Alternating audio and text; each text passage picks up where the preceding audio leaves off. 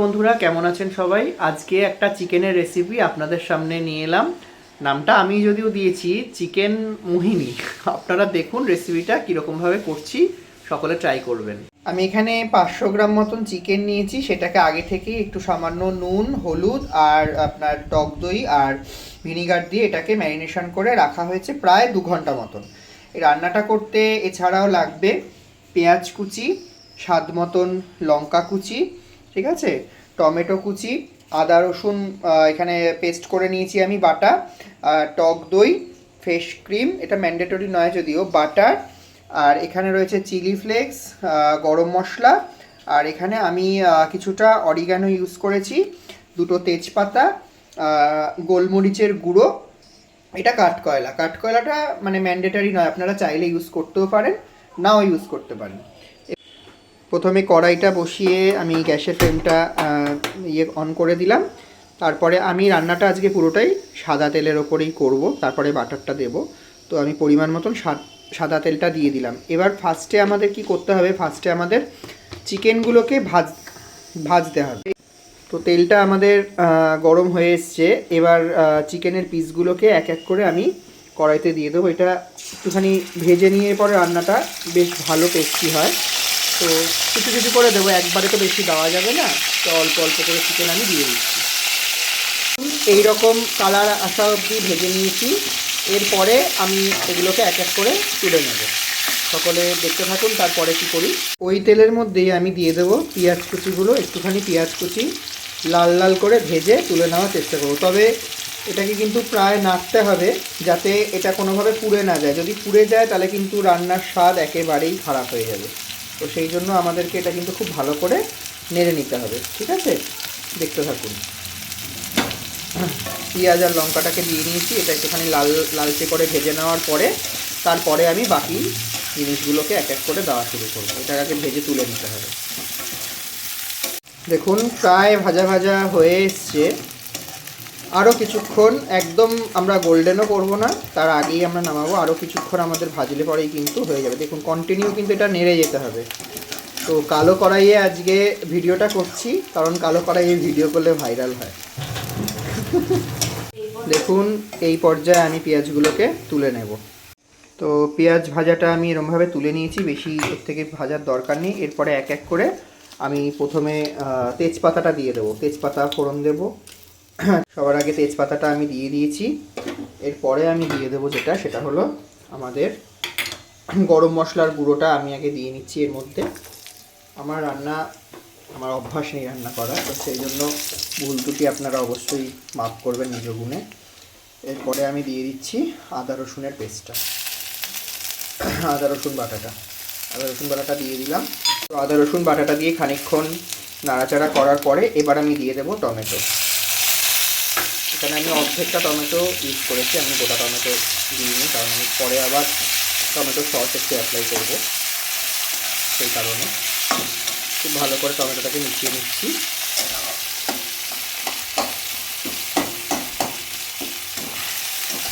দেখুন টমেটোটাকে একটু খুন্তি দিয়ে এরকম করলেই টমেটোটা অনেকটা ইয়ে হয়ে যাবে।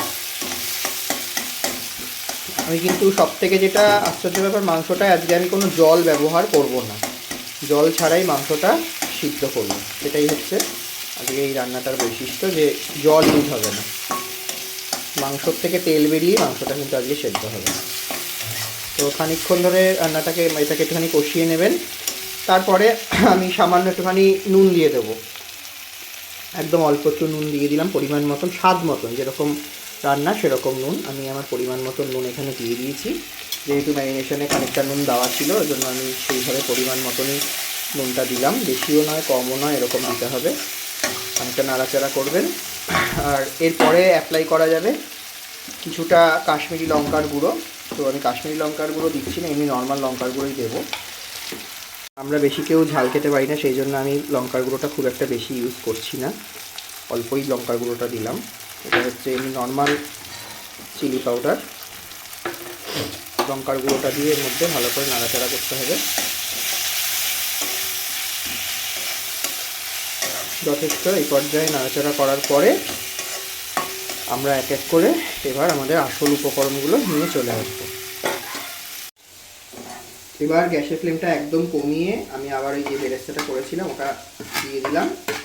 ওটা দিয়ে তো মেন রান্নাটা হবে, এখানে তো বাটা মশলা ইউজ আমি করছি না যেহেতু, তো খানিকটা এটা মিশিয়ে নিতে হবে, খানিকক্ষণ এটাকে মিশিয়ে নেবেন।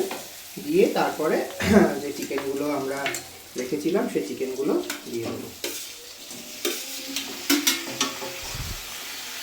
চিকেনগুলো দিয়ে ঢেকে দিতে হবে, আর কিচ্ছু না, জাস্ট চিকেনগুলোর সাথে একটু ভালো করে মিশিয়ে নেবেন, মিশিয়ে নিয়ে ঢেকে দেবেন।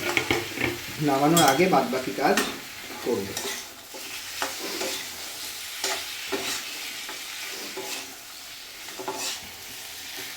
ভালো করে মিশিয়ে নিচ্ছি যাতে মশলাটা ভালো করে ঢোকে, সেই জন্য একটু বেশিক্ষণ নাড়িয়ে মিশিয়ে নিচ্ছি চিকেনের সাথে। অল্প কিছু গোলমরিচের গুঁড়ো এখন দেবো, আর অল্প কিছু গোলমরিচের গুঁড়ো আমি পরে দেবো লাস্টে। তো কিছুটা গোলমরিচের গুঁড়ো আমি দিয়ে দিলাম।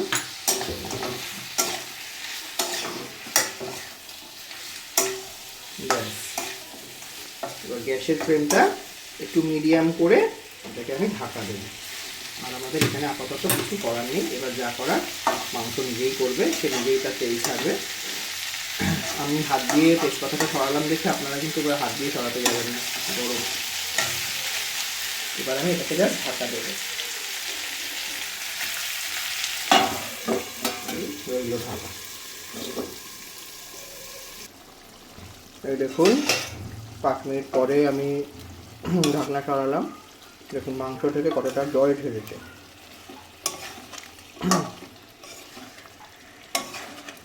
আরও কিছুক্ষণ সময় আমি দেবো, আরও কিছুক্ষণ ঢেকে দেবো।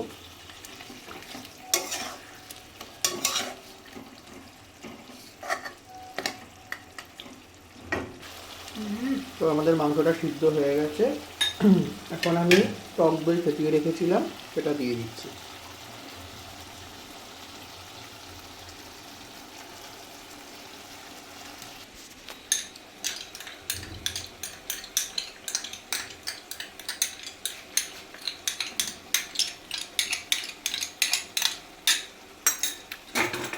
দইটা দিয়ে কিছুক্ষণ নাড়াচাড়া করবো।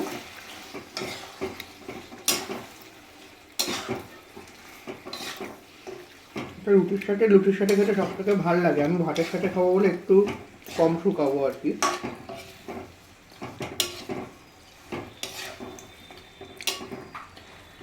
দেখুন মাংস আমার সিদ্ধ হয়ে গেছে একদম, এই দেখুন খুন্তি দিয়ে চাপ দিলে দেখা যায় মাংস সিদ্ধ হয়ে গেছে।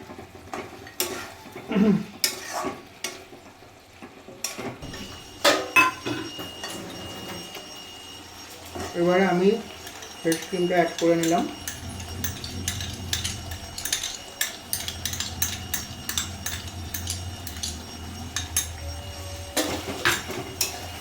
গ্যাসের ফ্লেমটা একদম কমিয়ে দিচ্ছি।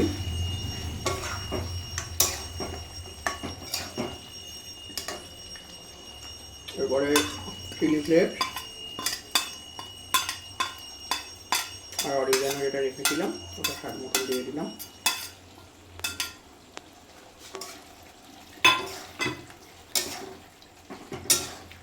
খানিকক্ষণ নাড়াচাড়া করলেই আমাদের রেডি হয়ে যাবে।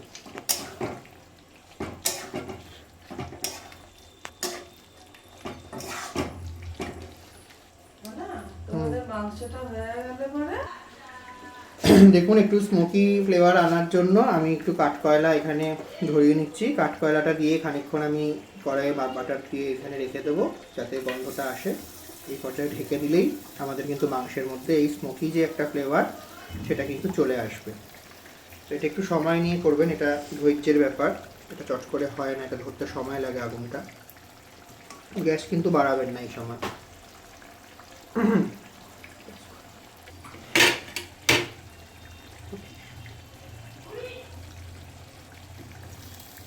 দেখুন আমি এখানে আগুনটা জ্বালিয়ে নিলাম কাঠকয়লাতে। এবার একটু ঢেকে দেবো, এটা কমিয়ে অন্তত 10 মিনিট ঢেকে রেখে দিলেই আমাদের কিন্তু পুরো রেসিপি তৈরি।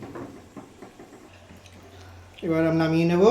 আমাদের মাংস রেডি, পুরোপুরি সম্পূর্ণ হয়েছে রান্না।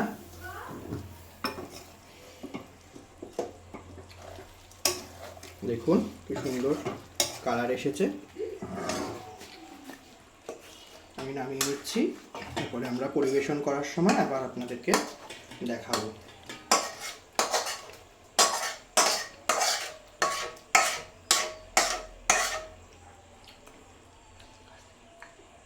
এই দেখুন কি সুন্দর কালার এসেছে।